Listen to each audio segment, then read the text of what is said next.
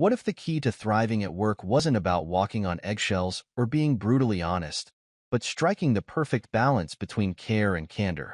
In Radical Candor, Kim Scott reveals how to build stronger teams and better relationships by communicating with authenticity and compassion. This is the story of how I embraced her principles, learning to give feedback, foster trust, and lead with impact. Through this journey, I discovered that effective leadership and collaboration hinge on the ability to genuinely connect while delivering the tough truths.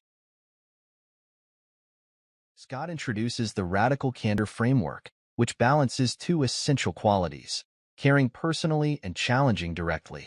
By showing genuine concern for others while delivering honest feedback, we can build trust and drive meaningful change. Scott emphasizes that feedback, when given effectively, strengthens relationships rather than harming them. This framework provides a clear alternative to common missteps in workplace communication. I began reflecting on how I handled feedback in the past. Was I avoiding difficult conversations to spare feelings, or being overly critical without considering the person? Scott's framework helped me see that neither approach was productive. Instead, Radical Candor offered a path to provide feedback that was both kind and constructive. By applying this approach, I found myself navigating challenging conversations with more confidence and clarity. This chapter taught me that communication is a skill that requires intention and practice. By focusing on both care and candor, I started to foster more open and honest relationships at work, where feedback felt like an opportunity rather than a threat. Over time, I noticed how this approach created a culture of trust and growth within my team. The first pillar of Radical Candor is caring personally. Scott argues that building meaningful relationships is the foundation of effective leadership. When people feel genuinely valued, they are more open to feedback and collaboration. Caring personally is not about superficial gestures, but about showing genuine interest in others' well-being and success. I started making a conscious effort to get to know my colleagues beyond their roles. Whether it was a casual chat about their weekend or checking in on how they were feeling, these small gestures created a sense of connection. I also practiced active listening, ensuring that my team felt heard and understood. This required me to be present and fully engaged in conversations, showing that I valued their perspectives. This chapter reminded me that leadership isn't just about achieving results, but about building trust and respect. By showing that I cared about the people I worked with, I created an environment where feedback could be exchanged openly and without fear. These personal connections fostered a sense of loyalty and mutual understanding that strengthened our collaboration. The second pillar of Radical Candor is challenging directly. Scott explains that avoiding tough conversations does a disservice to both individuals and the team. Honest feedback, delivered with respect, helps others grow and prevents issues from festering. Challenging directly is an act of respect. It shows that you believe in someone's potential and care enough to help them improve. I began practicing this by addressing concerns promptly rather than letting them build up. When giving feedback, I focused on specific behaviors and their impact, avoiding personal judgments. For example, instead of saying, "You're not reliable," I said, "When deadlines are missed, it affects the entire team's workflow." This approach made the feedback clear and actionable, and it opened the door for constructive dialogue.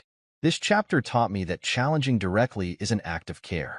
By addressing issues head-on, I helped others improve and contributed to a more productive and cohesive team.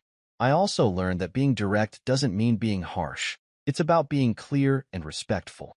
This mindset shifted how I approached leadership and conflict resolution, empowering me to tackle challenges with greater empathy and effectiveness. Scott highlights two common pitfalls: ruinous empathy, caring without challenging, and obnoxious aggression, challenging without caring. Both undermine trust and effectiveness, leading to resentment or disengagement.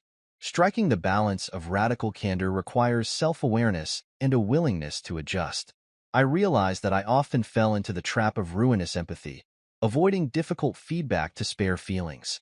This ultimately hurt the team, as problems went unaddressed. On the other hand, I had also experienced obnoxious aggression, where blunt criticism damaged morale and relationships. Both approaches left me feeling frustrated and disconnected from my team. This chapter taught me to recognize these patterns and recalibrate my approach. By committing to radical candor, I began fostering an environment where feedback was balanced, constructive, and delivered with genuine care. I started asking myself before every conversation, am I balancing care and candor? This simple reflection helped me avoid the extremes and stay aligned with the principles of radical candor. Creating a feedback culture requires more than giving feedback. It involves encouraging it at all levels. Scott emphasizes the importance of soliciting feedback, modeling openness, and rewarding honesty.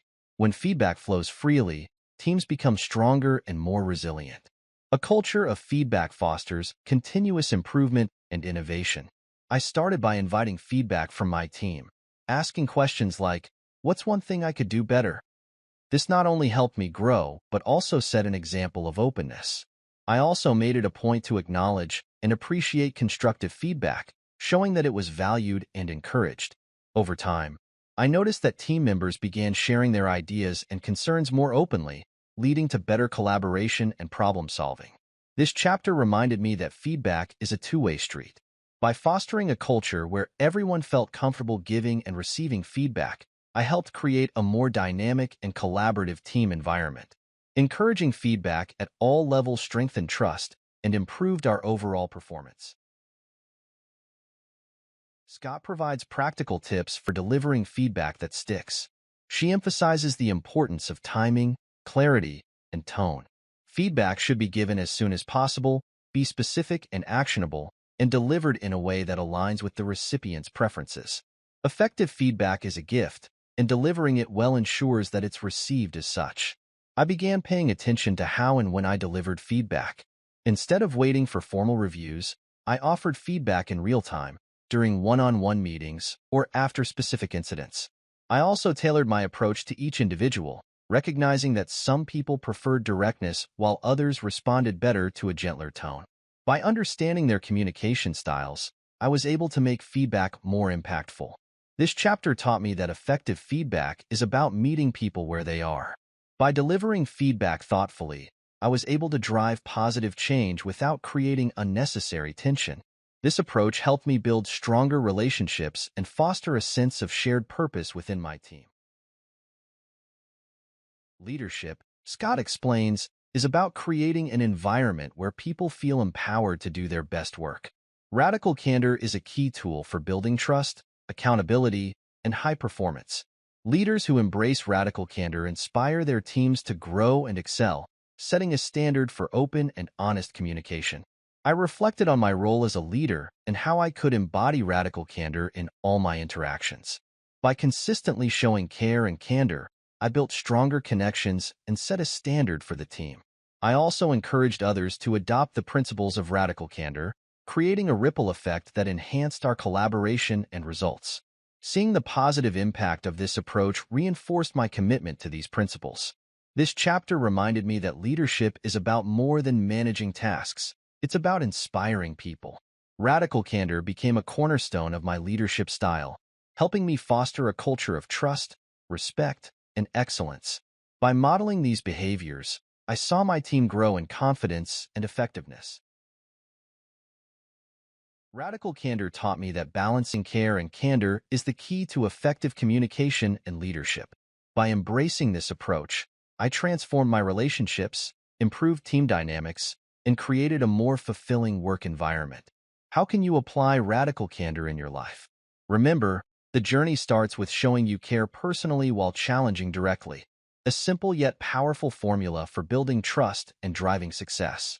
Each step you take toward radical candor creates stronger connections and opens the door to greater growth and collaboration.